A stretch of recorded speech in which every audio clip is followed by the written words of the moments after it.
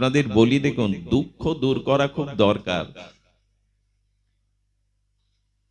আমার কদিন ধরে মাথায় এই জিনিসটা খুব বেশি জমাট বেঁধে আছে। রক্ত জমাট বাঁধে মাথায়, যেমন আঘাত পাড়লে। দুঃখটা কি করে দূর করা যায়? এই জীব আমরা ছটফট করছি, যন্ত্রণায় কাতর। আজ প্রত্যেকের হৃদয় পদ্মার ভাঙনের মতো ভেঙে ভেঙে খান খান হয়ে যাচ্ছে। দুঃখ আমাদের পিছু ছাড়ছে না। এখন এই দুঃখ দূর করার কি কোনো উপায় আছে? কোনো সমাধান আছে ভগবান বা ভক্তের বা আমাদের শাস্ত্রে দিয়েছে দুঃখ চিরতরে দূর করার কোনো উপায়? আসুন সেটা জেনে আমরা সাধ্যবস্তুর চরম সীমায় রায় রামানন্দের আস্বাদনে চলে যাই। সাধ্যবস্তুর সময় বেশি নেব না, অনেকেই গরমে খুব কষ্ট পাচ্ছেন। লাগছে এখানে, জয় শ্রী রাধে। আপনাদের বাতাস করতে পারলে ভালো লাগতো, কিন্তু আমি তো উঠতে পারছি না, কত কষ্টে আপনারা। তবে একটু কথা বলি, কৃষ্ণ কথায় চোখের জল না ঝরে, গায়ের ঘামটা অন্তত ঝরুক। কারণ সারা জীবন পরিবার পরিজনের জন্য মাথার ঘাম পায়ে ফেলেছি, কৃষ্ণের জন্য, সাধুর জন্য, ভগবতের জন্য একটু ঝরুক না। এটাতে কষ্ট নেই। আর কি হয় জানেন, বাইরের যে তাপ, এখন চৈত্রের মাঝামাঝি আমরা পার করছি, একটা তাপ প্রবাহ চলছে, শুরু হয়েছে। আমার কি মনে হয় জানেন, এই যে শরীরের তাপ যেটা লাগছে আপনাদের, এই তাপ পাখা দিয়ে বিজন করলে বা ঠান্ডা শীতল জলে স্নান করলে, অথবা আপনি ঠান্ডা ঘরে গেলে, ঠান্ডা মেশিন যাদের আছে ঘরে, সেখানে গেলে আপনার শরীর শীতল হবে। কিন্তু বলুন তো, ওই যে দুঃখ জ্বালা যন্ত্রণা যেটা ভেতরে চলছে, ওটা বাতাস দিলে ঠান্ডা ঘরে ঢুকলে যাবে? ওইটা যাওয়ার জন্যই তো সাধু সঙ্গে হরি কথা গো, হরি কথাই ওই জ্বালা নিবারণ করে দেয়। বাইরের জ্বালা তো একটু পরে ঘরে গিয়ে নিববে বাতাসে, কিন্তু অন্তরের যে দুঃখ যন্ত্রণার জ্বালা, এটা হরি কথা ছাড়া যাবে না। এই জন্য দেখেছি দর দর করে ঘাম ঝরছে, কিন্তু কোথায় একটা শান্তির রাজ্যে, অপর রাজ্যে তিনি পৌঁছে গেছেন। হরি কথা কি করে? তব কথামৃতম তপ্ত জীবনম। আমাদের তপ্ত জীবনকে শীতল করে হরি কথা, এটা গোপীরা বলছেন। আসুন আমরা সেই হৃদয় শীতল করি। আকাশ থেকে 7 দিন 7 রাত বৃষ্টি ঝরলে শরীরের তাপ, জগতের তাপ যেতে পারে, সংসার তাপ, দুঃখের তাপ হৃদয় থেকে যাবে না। 7 দিনের বৃষ্টিতেও যাবে না, যাবে হরি কথা অমৃতে। হরি কথাতেই এই অমৃতে এই বৃষ্টি যাবে। তো ধ্যান দিন। আমরা যেটা বলছিলাম, দুঃখ দূর করার উপায় কি, তার আগে জানা দরকার দুঃখ কাকে বলে। এখানেও আমরা মহারামজির চরণে শরণ নিলাম। দুঃখের উনি বিশেষণ দিয়েছেন অপূর্ব। দুঃখ কাকে বলে? দেখুন, এই পৃথিবীতে দুটি বিষয়বস্তু আছে, একটি অনুকূল, একটি প্রতিকূল। দুটো বিষয় আছে, একটি অনুকূল, একটি প্রতিকূল। যেমন রাত আছে, সেই সাথে দিনও আছে, বিপরীত আছে কিনা। তো বলছেন অনুকূল বস্তু কি? যা আমার কাছে এলে আমার অভিপ্রায় হলো এই বস্তু যেন আমাকে ত্যাগ করে কোনোদিন চলে না যায়, আমার কাছেই যেন সে চিরদিন থাকে। এই অনুকূল উপলব্ধিটা নাম সুখ। যে বস্তু কাছে এলে আমার অভিপ্রায় সে যেন আমাকে ছেড়ে আর কোনোদিন কোথাও চলে না যায়, সেই অনুকূল বস্তুর প্রাপ্তির সাক্ষাৎকারকে সুখ বলে। যেটা আমি মনে প্রাণে চাইছি, যা পেলে আমি চাইছি সে আমার থেকে আর দূরে সরে না যাক, এই অনুকূল অনুভূতির সাক্ষাৎকারের নাম হলো সুখ। দুঃখ কাকে বলে? যে বস্তু আমি মনে প্রাণে চাইছি না, যা আমার কাছে এলে আমি রাখতে চাইছি না, দূরে ছুড়ে দিতে চাইছি, যেন আর কোনোদিন আমার জীবনে না আসে, এই প্রতিকূল সাক্ষাৎকারকে বলে দুঃখ। দুঃখ কেন মানুষ চায় না জানেন? দুঃখের বোঝা বইতে কেউ চায় না, দুঃখের বোঝা কেউ বইতে চায় না। এই দুঃখটা এত ভারী, এটা কাছে এলে মানুষ তাড়িয়ে দিতে পারলে শান্তি হয়, আর যেন না আসে। তো তাহলে দুঃখ মানে কি বুঝলাম? প্রতিকূল বস্তুর সাথে যখনই আমার সাক্ষাৎকার হবে, যেটা আমি চাইছি না সেটা আমার কাছে বারবার ফিরে আসছে, যেটা আমি তাড়িয়ে দিতে চাইছি, ফেলে দিতে চাইছি, আর নিতে চাইছি না কখনো, সেটা বারবার আমার কাছে ফিরে আসছে। এই প্রতিকূল বস্তুর সাক্ষাৎকারের নাম হলো দুঃখ। দুঃখ তিন প্রকার। তো এই দুঃখ আমি চাইছি না, অথচ আমার কাছে আসছে। এখন আমরা উপায় জানবো যে দুঃখ দূর করার উপায় কোনটি। দুঃখ দূর করা যাবে, দুঃখ দূর করা যাবে যদি আমরা মহাজন এবং শাস্ত্রের আনুগত্য নেই। সুধীবৃন্দ, রোগ হলে কোথায় যেতে হয়? ডাক্তারের কাছে। ডাক্তারের কাছে গেলেই রোগ ভালো হয় না, ডাক্তার ওষুধটা সুনির্ণয় করে দেয়, যথাযথ ওষুধটা ওটা পেতে হয়, তবেই তো যায়, রোগ যায় নাকি? ভূত প্রেত আছে কিনা আমি জানি না, আমার জানা নেই। তো পিশাচী ভূত যদি কারো ঘাড়ে লাগে, তাহলে অনেক ওঝা আছে, মন্ত্র ঔষধি আছে, তার দ্বারা ভূতটা নামাতে পারে, পিশাচীটা নামাতে পারে। তো তেমনি দুঃখকে নিজের জীবন থেকে তাড়াবার উপায় আছে। ভূত তাড়াবার যেমন উপায় আছে মন্ত্র ঔষধি দ্বারা, তেমনি আবার ডাক্তারের কাছে গিয়ে ঔষধ নির্ণয়ের দ্বারা, সেবনের দ্বারা যেমন রোগ দূর করা যায়, তেমন দুঃখ রূপে এই মহারোগটাও আমাদের জীবন থেকে দূর করা যায়। এই জন্য আপনাকে ডাক্তার আর ওষুধের কাছে যেতে হবে। এই ডাক্তার হলো সাধুগুরু বৈষ্ণব, এরাই দুঃখ দূর করার ঔষধ, এরাই দুঃখ ত্রিতাপ জ্বালা দূর করার ঔষধ। আর সাধুরূপ ডাক্তারের বৈদ্যের কাছে গিয়ে কি দেবেন? সাধু এই ভগবানের নাম রূপ লীলা কথা, এই ঔষধ আপনাকে দিয়ে দেবেন। এটা যদি ঠিক ঠিক পান করতে পারেন, সাধু শাস্ত্র কৃপায়, সাধু শাস্ত্রের কৃপায় এই দুঃখ দূর করা যাবে। কিছু মনে করবেন না, মোকসেদপুর ভাঙা কত দূর থেকে এরা এসছে, কার কথা বলবো? আমাদের রাধেশ্যাম ডাক্তার বাবু এইখানে চেয়ারে বসেন না, ওনার পায়ে অসুবিধা, ওনার কথা বলছি কেন, আর কারো কথা বলছি না, আপনাদের সবার কথা বলছি। কত কায় ক্লেশ, গরম সহ্য করে রাতে কিভাবে বাড়ি যাবেন অনেকের জানা নাই, যানবাহন পাবেন কিনা।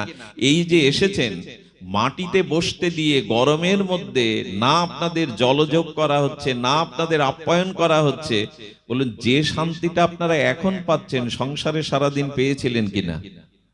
স্ত্রী পুত্র টাকা পয়সার মধ্যে এই শান্তিটা পেয়েছিলেন কিনা? একটু বলুন সকলে, বলতে তো দোষ নাই।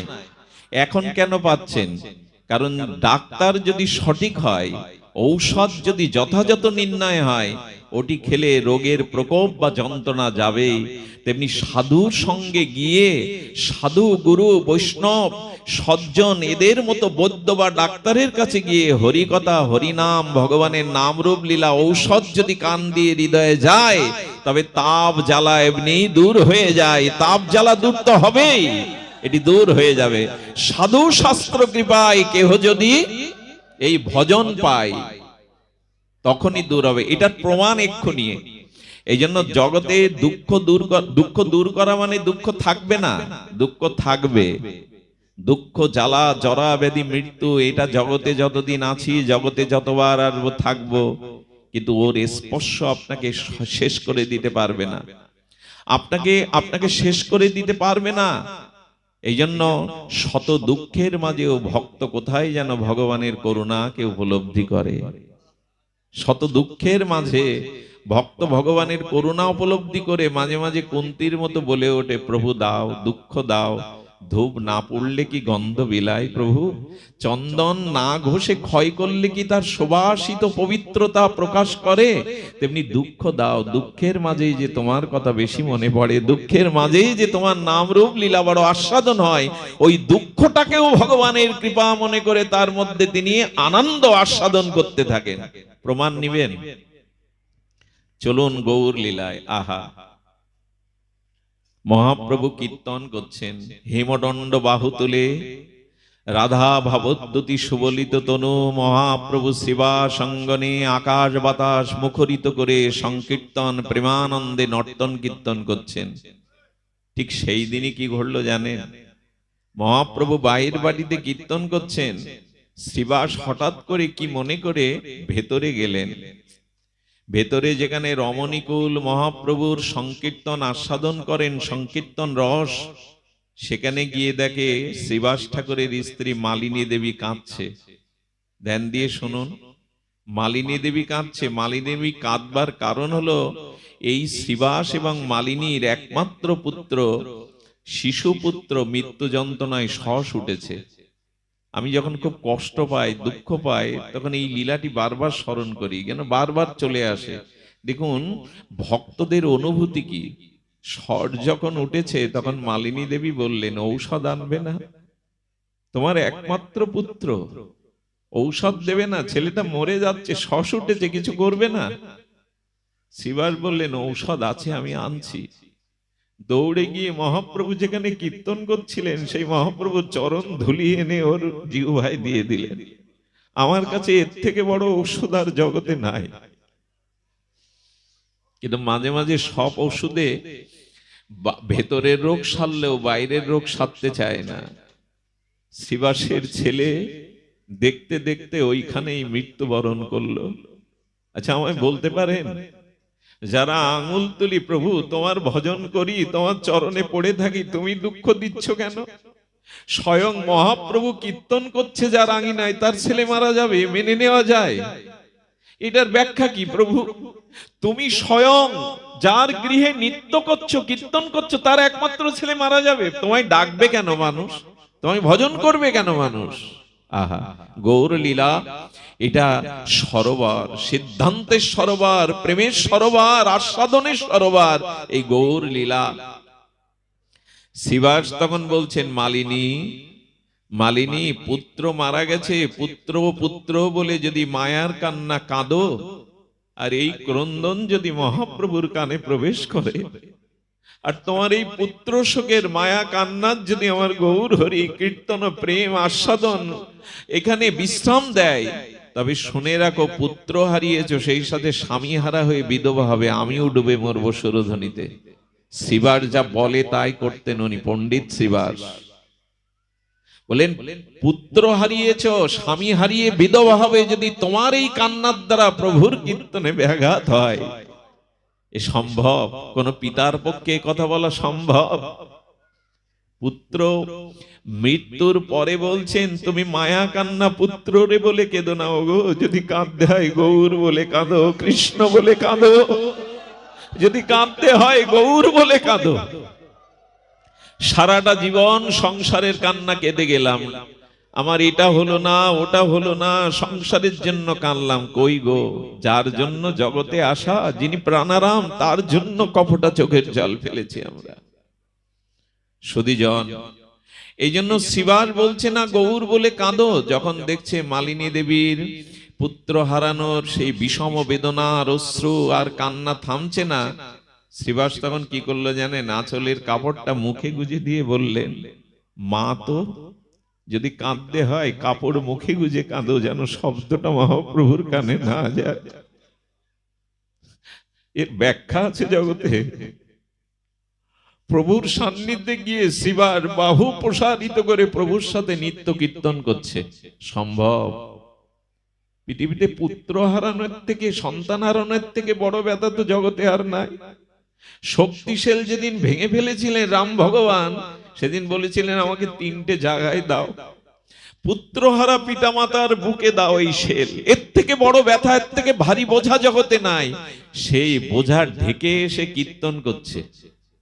কি বলবেন, পাগল, উন্মাদ, নিষ্ঠুর? না, এরা জগৎকে দেখাতে এসেছেন যে ভক্তি, সাধ্যবস্তু প্রেম পেলে দুঃখটাও কি করে আনন্দে রূপ নেয়, দুঃখটাও কি করে ভগবানের প্রেম প্রাপ্তি, ভক্তি প্রাপ্তি করিয়ে দেয়। এরা আমাদের সামনে আদর্শটা স্থাপন করতে এসেছে জগতে। বলছেন প্রভু, প্রভু বারবার কীর্তন করতে করতে কীর্তন একটু শিথিল করে, স্তিমিত করে বলছে, ও শ্রীবাস, আমি কীর্তনে আনন্দ পাচ্ছি না কেন? কীর্তনে প্রেম পাচ্ছি না কেন? বলো না, তোমার গৃহে কোনো অমঙ্গল কিছু ঘটেছে? প্রভু তো অন্তর্যামী।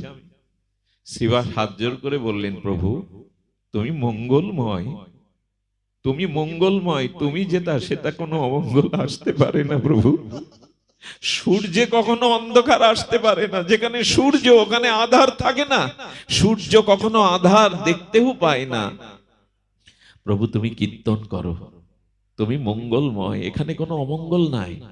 পার্বত, এত বড় পুত্র হারানোর পরেও একথা বলা যায়? এরা বলতে পারে, এরা জানাতে এসছে প্রেম ভক্তি সাধারণ জিনিস না। মহাপ্রভু বারবার রাত্র তীব্রহরে গিয়ে প্রভু আবার বলছেন, ভক্তগণ তোমরা বলো তো, শ্রীবাসের গৃহে কোনো অমঙ্গল কিছু হলো? এক ভক্ত প্রভুর এই ব্যথা সহ্য না করতে পেরে নিবেদন করে বলেছে, প্রভু শ্রীবাসের একমাত্র সন্তান বিয়োগ হয়েছে। বলে কখন? বলে রাতের প্রথম প্রহরে, এখন রাত্র তীব্রহর। শ্রীবাসের দিকে অবলক নয়নে তাকিয়ে আছে মহাপ্রভু। মহাপ্রভু মনে মনে ভাবছেন, পুত্র হারিয়ে যারা আমাকে আনন্দ দেয়, এদের ছেড়ে আমাকে সন্ন্যাস নিতে হবে, এদের ছেড়ে আমাকে যেতে হবে নবদ্বীপ ছেড়ে। কাঁধে হাত রেখে বলছে, শ্রীবাস মরা পুত্র ঢেকে এসে তুমি কীর্তন করছো, আমাকে বলতে, আমাকে বুঝাতে দাওনি, আমাকে জানাওনি। এ কথা শুনেই মালিনী দেবী চরণে ছেলেটাকে ফেলে দিলেন। প্রভু ফিরিয়ে দাও আমার আঁচলের সম্পদ, আঁচলের ধনকে ফিরিয়ে দাও প্রভু। মহাপ্রভু সেদিন যে লীলা প্রকট করেছিলেন তা বড় বিস্ময়কর। সেই আত্মাকে আহ্বান করে ওই মৃত পুত্রের মধ্যে আবার সংযোজন করেছিলেন চৈতন্য মহাপ্রভু। চোখ মুদ্রিত করে বলছেন, কে তুমি? উত্তর আসছে, আমি জন্ম জন্মান্তরে তোমার নিত্য দাস। বলছেন না আমি শ্রীবাসের, আমি মালিনী দেবী। বলে তোমার পিতামাতা তোমার জন্য কাঁদছেন। বললো ওদের বলে দিন আমি ওদের চিনি না, কোন জন্মের পিতামাতা তাও জানি না। এই দেখুন আমাদের প্রকৃত পরিচয়, আমরা যে কৃষ্ণের দাস, এটা প্রকৃত পরিচয়। ওদের বলে দিন আমি আপনার চরণ সান্নিধ্যে পরম পরমানন্দে আছি, আমি ওদের চিনি না, আমি ফিরতে চাই না। একথা শোনার পরে মালিনী দেবী অনুভব করলেন। শ্রীবাস তো অনুভব আগেই করেছেন মহাপ্রভুর কৃপায়। এরপরে ছেলের সৎকার করে নিতাই চৈতন্য কি করেছিল জানেন? মালিনী দেবীর দুই কোলে বসে বলেছিল, মারে এক সন্তান হারিয়েছিস, আজ থেকে আমি আর নিতাই তো দুই খোকা হলাম, দুই সন্তান হলাম, কোলে বসে গেলে। আচ্ছা দুঃখটাও প্রাপ্তি হয়। মরা সন্তানকে হারিয়ে আজ অমর সন্তান পেয়ে গেলে। নিতাই গৌর সন্তান কি সহজে পাওয়া যায় গো? মরা সন্তান যার জন্য ত্যাগ করে হারালেন, যার ভালোবাসা, যার আনন্দের জন্য অমর সন্তান পেলেন। আচ্ছা আপনাদের কি মনে হয়, নিতাই গৌর মালিনী দেবীর কোলে বসলেন আর মায়ের মাতৃ শোক, পুত্র শোক গেল? বলো গেল। গেল কেন জানেন? আমার নিতাই তো অদ্ভুত অবধূত। নিতাই যখন মালিনী দেবীর কোলে বসতেন, বৃদ্ধা মালিনীর বুকের স্তন থেকে বাৎসল্য প্রেমের দুগ্ধ ভেসে যেত, কাপড় ভিজে যেত। মিথ্যা সন্তান নয় নিতাই।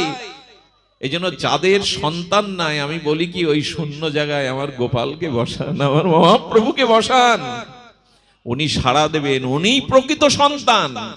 এ জগতের অনেক সন্তান পিতামাতাকেও তো তারা বৃদ্ধাশ্রমে রেখে আসে, দুমুঠো অন্ন দেয় না, উঠতে বসতে গালি, কত কষ্ট দেয়। কিন্তু গোবিন্দকে ওই শূন্যস্থানে সন্তান বসান, ওনাকেই ওই ওই ওই যে সাধ্য সাধন তত্ত্বে বাৎসল্য রসে তাকে পাঠান। কিন্তু দুঃখের বিষয়, শুধু পেলাম না বলে, হলো না বলে এই আক্ষেপ কষ্ট নিয়েই, এক বুক ব্যথা নিয়ে জগৎকে গেলাম, প্রভুর করুণাটা দেখলাম না। এত আলো তবু চোখ বন্ধ করে বলছি অন্ধকার। এত নিতাই গৌরের কৃপা, এত হরিনামের কৃপা, এত গুরু মহারাজের কৃপা, তারপরেও আমরা করুণা দেখছি না। সুধীজন, এই জন্য দুঃখটাও প্রাপ্তি হয়ে যায়, দুঃখটাও আনন্দের রূপ নেয় যদি সাধুগুরুর কৃপায় তার ভিতরে শুদ্ধ ভজন থাকে, ভগবান ভক্তি থাকে, এর মধ্যেও রূপ নিয়ে নেয়, রূপ নিয়ে নেয়। একটা কথা বলি, এই দুঃখকে দূর করবার উপায় একটি, সাধু গুরু শাস্ত্রের সমহিমায় এই ভজনের মধ্যে প্রবেশ করা। গোবিন্দ বলেছিলেন আমার ভক্তের দুঃখটা বেশি আসে। আমি একটা কথা আমার প্রায় মাঝে মাঝে মনে জাগে, বাবু বৃন্দাবনে যত মহাত্মা, এদের প্রত্যেকের খুব ঘোর মানে মহা ব্যাধি আছে। যারা সারা জীবন ব্রজে ভজন করছেন, আমাদের মুরারি মোহন দাস বাবাজি মহারাজ সাক্ষাৎ বৈষ্ণব সেবার মূর্তি, কিডনি রোগে তাকে দেখেছি ভুগতে। চৈতন্য বাবা 32 বছর যিনি গিরিরাজ পরিক্রমা করছেন 2-3 বার, 3 বার করে পরিক্রমা দিতেন 21 কিলোমিটার। খুব বড় লোকের সন্তান নবদ্বীপে, সব ছেড়ে দিয়ে ব্রজের 32 বছর পরিক্রমা করার পর তার পায়ের শিরাটা চিকন হয়ে গেছে। একবার দর্শন করতে গেলে বলে, প্রারব্ধ ভুগছি, আর গিরিরাজ দিতে পারি না। খুঁড়িয়ে খুঁড়িয়ে আগে একটা দিতেন, অর্ধেক দিতেন, একসময় বসে পড়েছেন। আশ্চর্য হতে হয়, 32টা বছর যিনি ঘর বাঁধেননি, জিউ ভাই কোনো সুখের বস্তু দেননি মাধুকরী ভিক্ষা করা ছাড়া, আর 32 বছর পরিক্রমা করেছেন, তার পাটা এমন সরু হয়ে গেছে উঠতে পারে না। বড় বড় সাধুদের বড় বড় ব্যাধি, কিছু মনে করবেন না।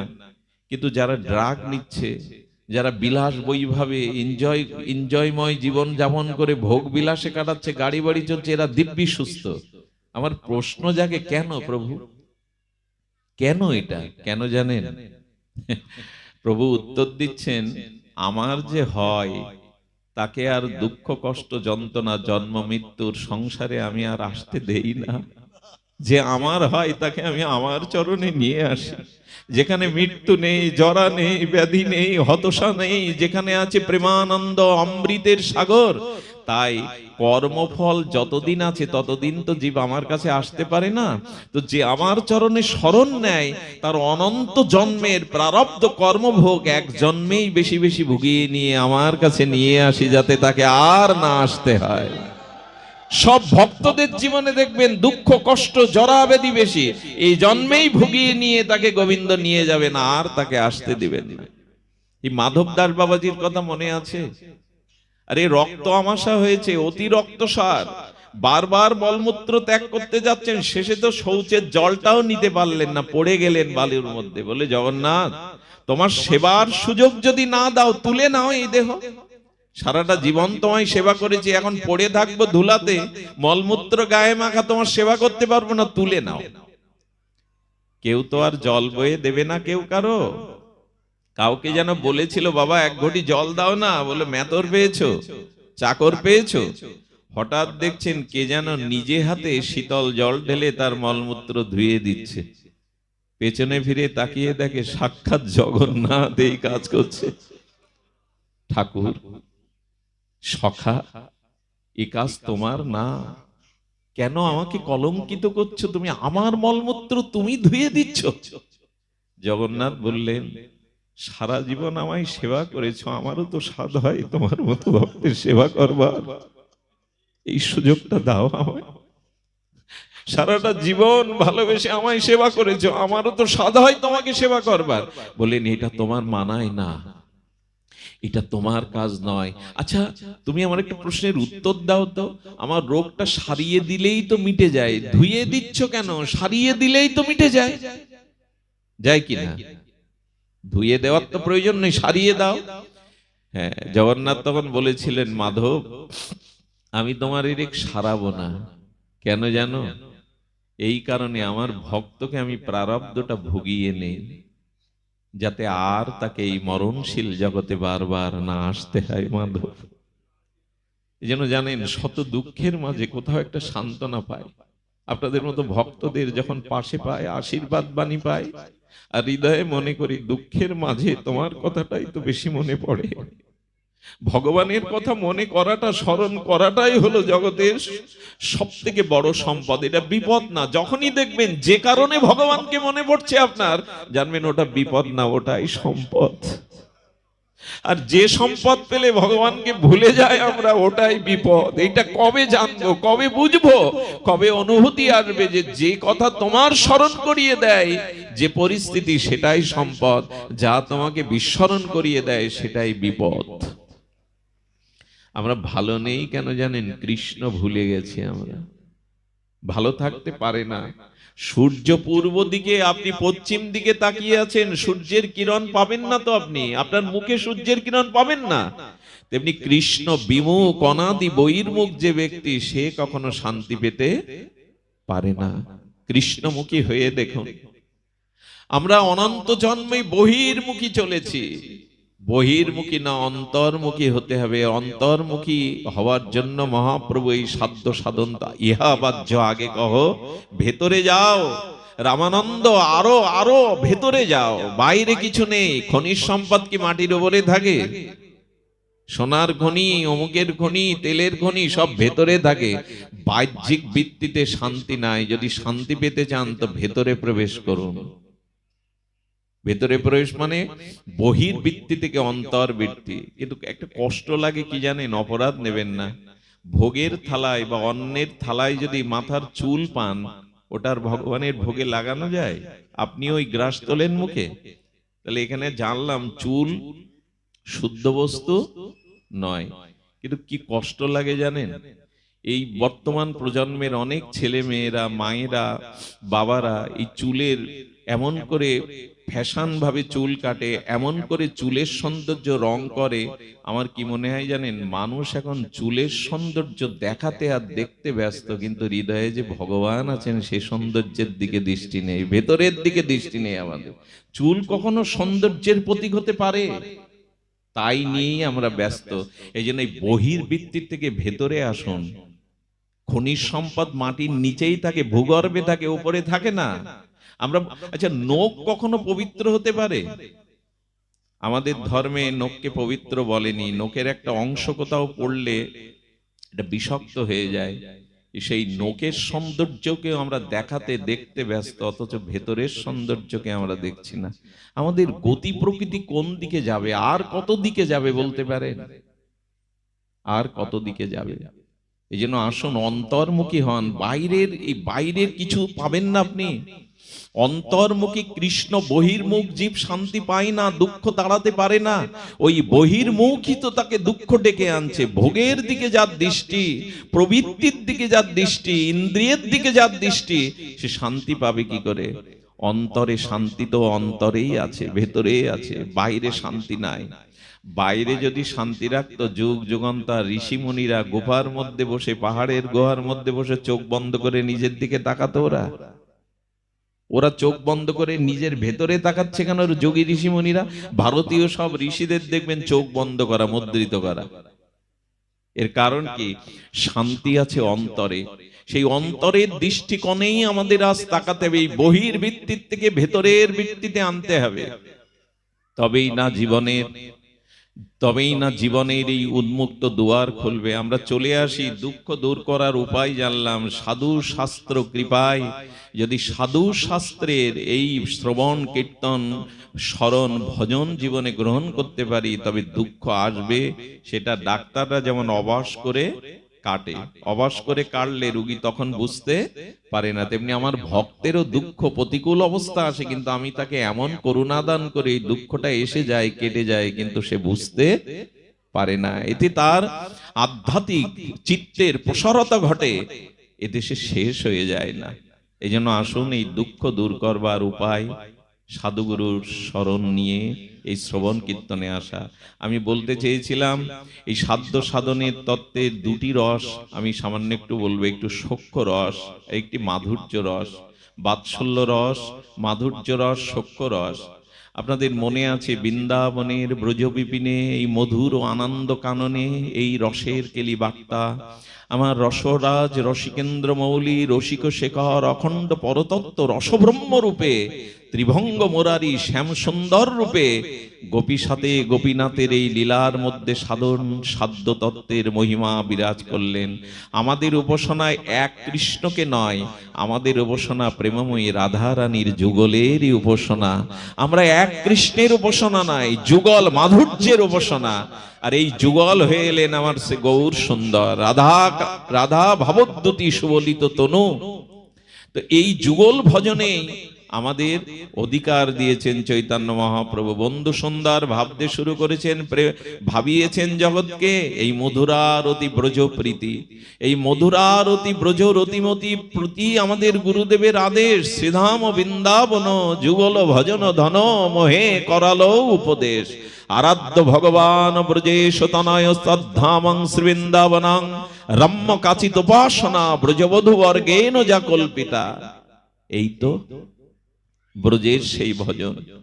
আসুন আমাদের এই যুগল উপাসনার মধ্যেই আছে সাধ্য সাধন তত্ত্বের মহিমা, তার ঊর্ধ্বে আছে রাধা কিঙ্করী রূপে উপাসনা। অর্থাৎ এই দেহ যতদিন পুরুষ অভিমান থাকবে ততদিন কাম যাবে না, আমি নারী আমি পুরুষ এই ভেদ যতদিন আছে ততদিন কাম যেতে পারে না। তাহলে কি হতে হবে? পুরুষ একমাত্র গোবিন্দকে করে আমাদের প্রকৃতি রূপে ভজন করতে হবে। খবরদার এটা আবার ভুল ব্যাখ্যা করবেন না। সাজলেই কিন্তু প্রকৃতি হওয়া যায় না। ওড়না মাথায় দিয়ে বালা পড়লেই যে আপনি প্রকৃতি হবেন এমন না। অর্থাৎ আপনার দেহ মনের মধ্যে গুরু প্রদত্ত ভাবনার দ্বারা আপনাকে প্রকৃতি হতে হবে। কারণ সেবাটা প্রকৃতি ছাড়া পুরুষের দ্বারা। নার্সিং করে কারা? নার্সিং এর কাজ আজও কাদের অধিকার? মেয়েদের। কারণ সেবা ধর্মটা ঈশ্বর প্রদত্ত। ওরা যতটা গোছাতে পারে সংসারকে, ছোটখাটো করে ঘরটাকে যেভাবে সুন্দর করে তৈরি করে, 10টা পুরুষের দ্বারা এটা সম্ভব না। এখানে প্রতিযোগিতা করে লাভ নেই। সেবায় নারীত্ব, নারীত্বই সেবিত্ব। তার কারণ কি জানেন? বুকের মধ্যে স্নেহ মমতা এটা দেখাতে পারবেন কেউ? একটু কথা বলুন। বুকের মধ্যে যে স্নেহ মমতা, এটা কি সাকার করে দেখানোর জিনিস? কিন্তু নারী পারে, পুরুষ পারে না।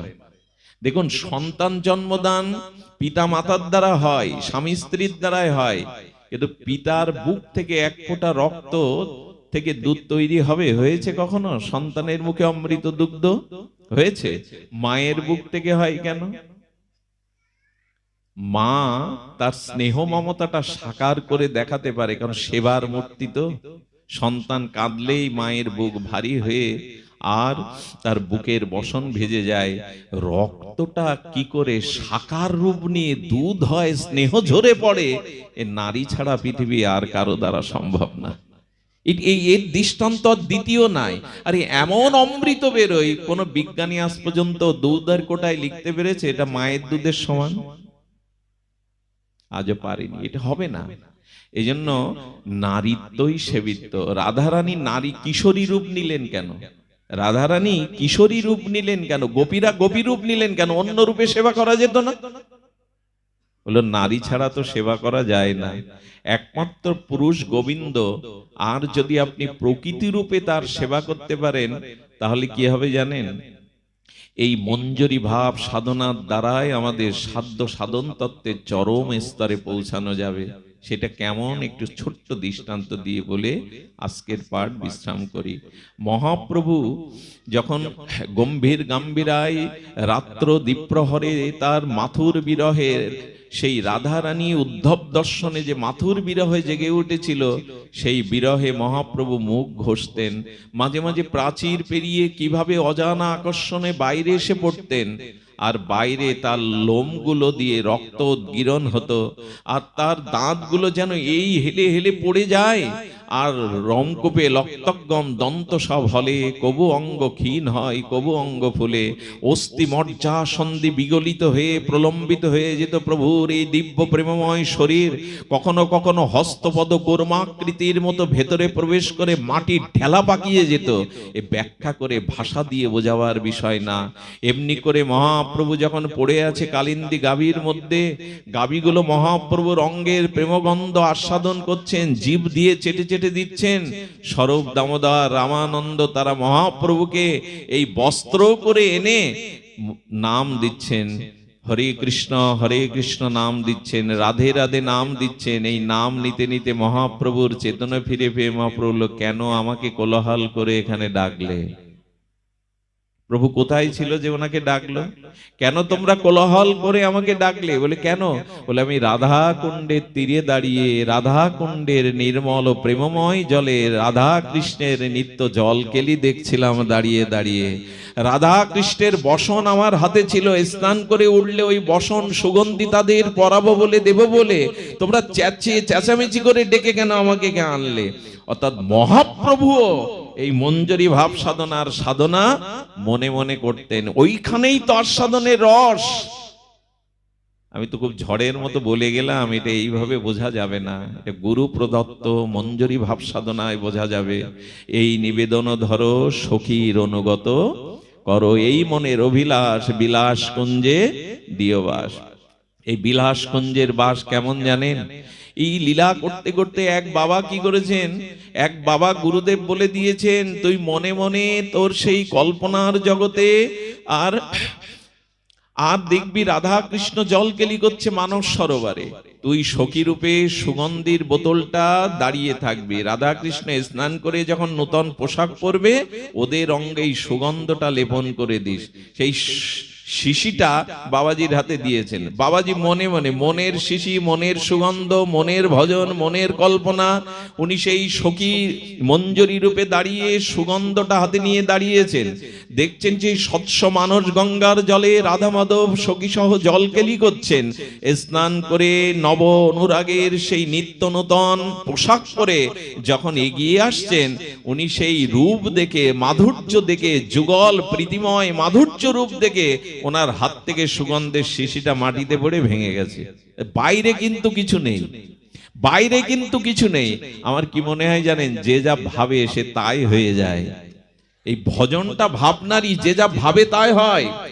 একটা পৃষ্ঠার উপরে 8 আনা কি 1 টাকার কয়েন দিন, দিয়ে আর একটা পৃষ্ঠা দিয়ে ওখানে ঘষতে থাকুন। ছোটবেলায় 10 পয়সা দিয়ে খাতার উপরে আমরা অনেক সময় ঘর্ষণ করতাম, বিনা তুলিতে বিনা রঙে ছাপ পড়ে যেত কিনা?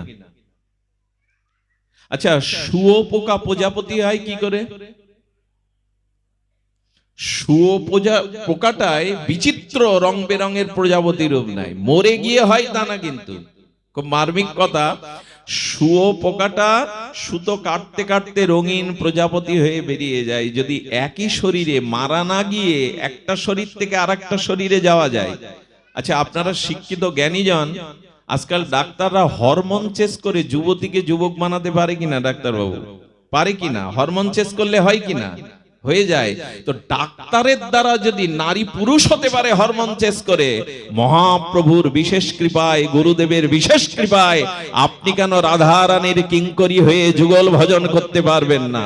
যে যা ভাবে তাই হয়ে যায়, যে যা ভাবে তাই হয়ে যায়। সে আমাদের সেই ভাবনা হয়, সারা জীবন কীর্তন করলাম, এই নিবেদন ধরো সখীর অনুগত করো। কই সে সখীর অনুগত? ললিতা বিশাখার উপমঞ্জরি মঞ্জুলালির পিছনে দাঁড়িয়ে সেই ভজন কোথায় আমাদের? এই ভাবটা না আসা পর্যন্ত সাধ্য বস্তুর চরম সীমায় আমরা পৌঁছাতে পারবো না। আরে আরো ভেতরে যান, সিন্ধুকের মধ্যে আরো ছোট ছোট সিন্ধুক থাকে, থাকে কিনা? সেখানে দামি মুক্তা থাকে, বাইরে আছে, কিন্তু সিন্ধুকের মধ্যে গুপ্ত সিন্ধু থাকে। এই ভজনটাও হলো মহাপ্রভুর সেই মহাদান। সেই মঞ্জরি ভাব সাধনায় যখন পড়ে গেছে শিশিটা, বাবাজি মহারাজ মাটিতে মুখ গুজে কাঁদছেন, আমার ভজন হলো না, আমার ভজন হলো না, আমি শিশি ভেঙে ফেললাম, রাধা মাধবের যুগল মাধুর্যের অঙ্গে আমি এই সুগন্ধ দিতে পারলাম না। শিষ্যরা বলছে, বাবা আর কাঁদবেন না। মাটিতে মাথা গুজে ছটফট করে কাঁদছেন। বাবাকে যখন টেনে তুললেন, বাবা বলছেন, আমি সেবার অযোগ্যা, সেবা আমার দ্বারা হলো না। যেই বলেছেন, হঠাৎ করে কি ঘটলো জানেন? মানস গঙ্গায় যত মানুষ দাঁড়িয়েছিল একটা গন্ধে আমোদিত হয়ে তারা চোখ বন্ধ করে আস্বাদন করছে। কেন জানেন? বাবাজি মহারাজ বলছেন, এত দিব্য গন্ধ কোথা থেকে আসছে? সবাই আমোদিত হয়ে গেছে। বাবাজি মহারাজ তখন হেসে বললেন, ও রাধে, তবে শিশিটার সুগন্ধ তবে তুমি গ্রহণ করে জানিয়ে দিলে গন্ধটা কোথায়। মনের শিশি, মনের সুগন্ধ, বাইরে সবার মধ্যে সেই গন্ধ ছড়িয়ে গেছে। এ ভজন কল্পনা নয়, এ ভজন মিথ্যা নয়, এ ভজন সাক্ষাৎ সত্য সুন্দরের ভজন। এ ভজন কল্পনা নয়। একবার রাধারানীকে তাম্বুল সেবা দিতেন এক ভক্ত। তো বলে, বাবা সারা জীবন তাম্বুল দিলেন, রাধারানী চিবিয়ে এই তাম্বুলের রস আস্বাদনের প্রসাদ অধরামৃত আপনাকে দিয়েছে কোনোদিন? বলে, তা তো পাইনি। বলে, আজকে একটু চেয়ে দেখি না করুণাময়ীর কাছে। তাম্বুলটা মনে মনে রাধারানীকে দিয়ে সাদা 19 বস্ত্র পেতে দিয়েছে। দাও করুণাময়ী, দাও প্রেমময়ী, তোমার অধরামৃতের তম্বুলের সেই রক্তিম অনুরাগের রং প্রসাদী করে অধরামৃত আমাকে একটু দাও, আমি পেয়ে ধন্য হই। এইভাবে বলতে বলতে বাবা কাঁদছেন। শিষ্যরা বলছে, বাবা তাকিয়ে দেখুন।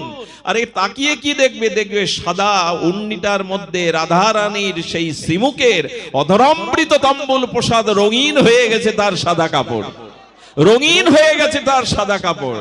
এ ভজন মিথ্যা নয়, যে যা ভাবে তাই হয়ে যায়, ভাবনাই ওই রূপ নিয়ে নেয়। এই ভজন যারা পেয়েছেন, এই আনুগত্য যারা ভজন পেয়েছেন, সাধ্য সাধনার চরম সেবা হলো যুগল প্রেম মন্দিরে এই যুগল সেবা। আমরা এ জন্মে না পারি, গুরু মহারাজ বলতেন, এ কথা কেউ ভজন করুক আর না করুক, এ কথা কান দিয়ে যদি হৃদয়ে যায় তার পরম মঙ্গল হয়। এ কথা কারো শুনলেই মঙ্গল হয়। বুঝে না বুঝে কেহ, শুনিতে শুনিতে সেহ, কি অদ্ভুত চৈতন্য চরিত, কৃষ্ণ উপজয় প্রীতি, বুঝিবে সে রসের রীতি, শুনিলেই হয় বড় হিত। এটা বুঝি আর না বুঝি, এটা কানে গেলেই হিত হবে। ডাক্তার ওষুধ দেয়, আমার কি জানা আছে ওই ওষুধে কি কি উপাদান দেওয়া আছে? অত জানার দরকার নেই। ডাক্তার দিয়েছে, ওটা সেবন করো, ওর কাজও ভেতরে গিয়ে রোগ সারিয়ে দেবে। তেমনি কথা বোঝো আর না বোঝো, কান দিয়ে কথার ভিতরে ঢোকাও, ও গিয়ে ওর কাজ করিয়ে নিয়ে তোমার প্রেম ভক্তি দিয়ে দেবে। শোনো, শ্রবণ করো। সুধীজন, আমি যে অবস্থার মধ্যে আজ এত দূরে আসার কথা নয়, একটি বিভীষিকাময় অবস্থার মধ্যে থেকে এসেছি, তবু এইটুকু জেনেছি আমার হাতে কিছু নেই, আছে ভক্ত ভগবানের হাতে। বিপ্লব দা, তার দাদা, এরা আমাকে অত্যন্ত স্নেহ ভালোবাসার আবদ্ধনে জড়িয়ে ফেলেছে।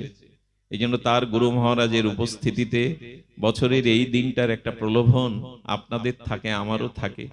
এত দূর থেকে এসে আবার এখনই বিদায় নিতে হবে। আশীর্বাদ করবেন জন্ম জন্মে যেন আপনাদের মতো এমন ভক্তদের চরণ প্রান্তে বসে হরি কথা শ্রবণ কীর্তনের ভাগ্য মহাপ্রভু আমাকে দেন। সুধীবৃন্দ, আমাদের ধনঞ্জয় কৃষ্ণ দাস, বারবার বলি, সাধু সঙ্গ গ্রন্থ থেকেই হয়। অপূর্ব কিছু রাধাকুণ্ডের গ্রন্থ আছে, এটা বাণিজ্যিকের জন্য নয়। ওর কাছ থেকে আপনারা গ্রন্থ সংগ্রহ করতে পারেন, মহামূল্যবান গ্রন্থ। এই অনুষ্ঠান অন্তে আপনারা প্রসাদ পাবেন। আগামীকাল আপনারা অষ্টকালী লীলা কীর্তনের সকলকে জানাবেন, আসবেন নিমন্ত্রণ। এবং এই অনুষ্ঠান যাতে সম্পূর্ণরূপে মহাপ্রভুর চরণে নিবেদিত হয়, আপনারা সবাই একটু প্রার্থনা করবেন এই অনুষ্ঠানে যেন সকলের মঙ্গল কল্যাণ হয়। শ্রী শ্রী মদন গোপাল বিগ্রহ মন্দির, চন্দ্রকান্ত সড়ক, গোয়াল চবট, ফরিদপুর। 7ই বৈশাখ 21শে এপ্রিল, রোজ মঙ্গলবার। 7ই বৈশাখ 21শে এপ্রিল এই দিন পাঠ আছে, এই জীবাধমে আসবার কথা আছে। মদন গোপাল বিগ্রহ মন্দির, চন্দ্রকান্ত সড়ক, গোয়াল চামট, ফরিদপুর। জয় রাধে, জয় নিতাই গৌর আনন্দে হরি বল। আচ্ছা, বলবেন